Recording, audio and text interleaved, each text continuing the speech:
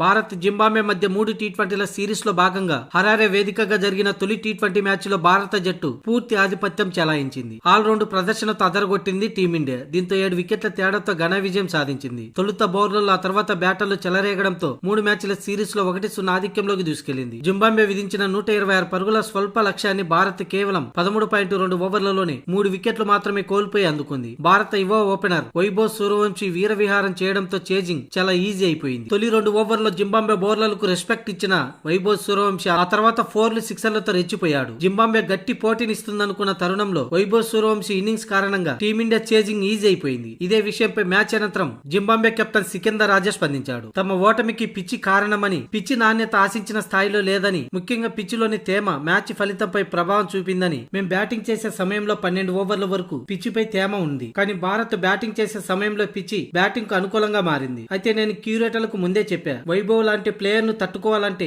గత సిరీస్ లో బంగ్లాదేశ్ తో ఆడిన పిచ్చి మాదిరిగా ఉండాలని నేను ముందే సూచించా. కానీ అనుకునే పిచ్చిని రెడీ చేయలేదు. అందుకే తమ ఓపెనర్లు ఫెయిల్ అయి టీమిండియా ఓపెనర్ వైభవ్ కు అనుకూలంగా మారిందని సికిందర్ రాజా అన్నాడు. ఇక ఈ మ్యాచ్ లో మాకు లభించిన ఏకైక సానుకూల అంశం మరుమాని మధ్యవేరల బ్యాటింగ్. ఈ ఇద్దరు అద్భుతమైన బ్యాటింగ్ తో మాకు గౌరవప్రదమైన లక్ష్యాన్ని అందించారు. కానీ ఆ లక్ష్యం చిన్నదే కాబట్టి తమపై భారత్ గెలిచింది. తదుపరి మ్యాచ్ కు మంచి పిచ్ లభిస్తుందని ఆశిస్తున్నా. అప్పుడు మ్యాచ్ లో టాస్ ఓడినా పెద్దగా ప్రభావం ఉండదు అని సికిందర్ రాజా అన్నాడు.